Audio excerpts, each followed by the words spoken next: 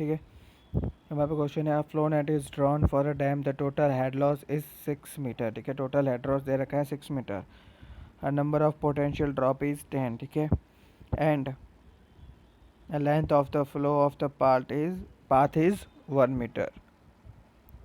Okay, और हमको निकालना है, किसकी वैल्यू निकालनी है हमको, ये आई सी की वैल्यू निकालनी है। ओके ओके, तो हमारे पास पहले हम डेल्टा निकालते हैं, delta H is equal to 6/10। Okay, तो आ गया 0.6। ठीक है, हमारे पास डेल्टा एट आ गया 0.6। ओके, और आई होता है डेल्टा एच बाय एल, और एल हमारे पास है 1 मीटर। ठीक है, तो हमारे पास क्या आएगा आंसर, 0.6 ही आएगा। Okay, in a shear box tax the failure plane in, shear box में फेलियर प्लेन क्या होता है, हॉरिजॉन्टल होता है। उसके बाद है the pressure on phreatic line is. ठीक है, फ्रेटिक लाइन के ऊपर प्रेशर होता है इक्वल टू एटमॉस्फेरिक प्रेशर। ठीक है, the coefficient of permeability of a soil increase with increase in temperature. उसके बाद question number 62, in soil classifier symbol M is, मैंने पहले बताया था आपको, M is for silt.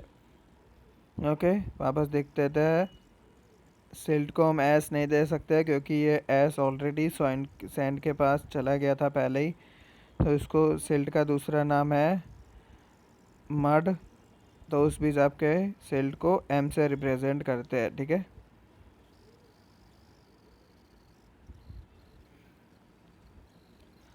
The permeability, the horizontal permeability is dash to the vertical permeability. ठीक है, horizontal permeability हमारे पास सॉइल की ज़्यादा होती है। ठीक है, सॉइल की परमेबिलिटी हॉरिजॉन्टल डायमेंशन में K H greater than K V. Okay, the flow net, हमारे पास फ्लो नेट है, N F is equal to 5 दे रखा है, N D is equal to 20 दे रखा है। ठीक है, और हमको शेप फैक्टर ढूंढना है। ठीक है, शेप फैक्टर का कैसे रिप्रेजेंट करते हैं, उसको शेप फैक्टर को रिप्रेजेंट करते हैं N F upon N D से। ठीक है, हमारे पास दोनों वैल्यू दे रखी है, 5/20, तो हो जाएगा 0.25। ठीक है, उसके बाद है the exit gradient is the ratio of exit gradient किस किस का रेशियो है। ठीक है, हमारे पास स्लोप ऑफ अ लाइन, ठीक है, head loss to the length of a flow at exit. ठीक है, और total head to total length और slope of equipotential line. ठीक है, तो हमारे पास ये ऑप्शन बी। ठीक है, capillarity water in a soil.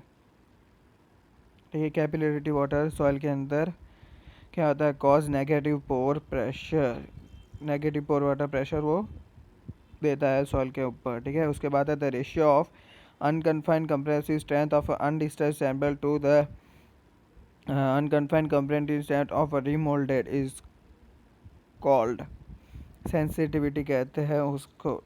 ठीक है, Q U undisturb upon Q U remoulded, उसको सेंसिटिविटी कहते हैं। उसके बाद है the property of a soil which enables to regain its strength. ठीक है, थिक्सोट्रॉपी कहते हैं इसको। ठीक है, सॉइल की स्ट्रेंथ को वापस लाने को कहते हैं थिक्सोट्रॉपी। फॉर मोस्ट क्लेस सेंसिटिविटी, क्लेस के अंदर सेंसिटिविटी होती है 2 to 4। उसके बाद है question number 70, the critical gradient of a seepage water. ठीक है, सीपेज वाटर का critical gradient increase with decrease in void ratio. Okay, the critical gradient of oil soil is normally. ठीक है, सारी सॉइल का क्रिटिकल ग्रेडियंट हमारे पास 1 होता है। ठीक है, flow net is use to determine, flow net को जस्ट अ मिनट, हाँ, फ्लो नेट किसके लिए क्या डिटरमाइन, सभी चीज़ के लिए डिटरमाइन के लिए यूज़ किया जा सकता है। Okay, the effective stress of a soil is due to, soil के अंदर इफेक्टिव स्ट्रेस होता है both A and B C वजह से। ओके, सिल्ट इज, ठीक है, सिल्ट क्या है, fine grain soil with little और नो प्रांसिसिटी, ठीक है। उसके बाद flow net in seepage through a soil mass is the path of a particle of water through a saturated soil mass।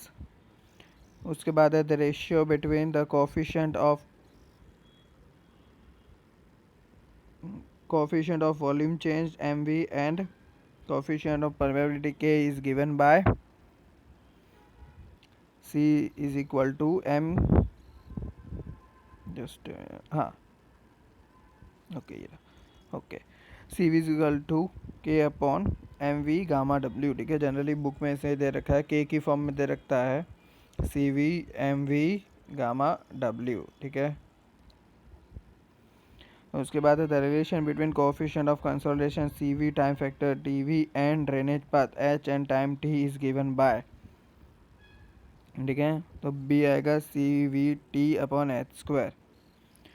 उसके बाद है the coefficient of consolidation is measure, coefficient of consolidation को किस में मेजर करते हैं, centimetre square पर second,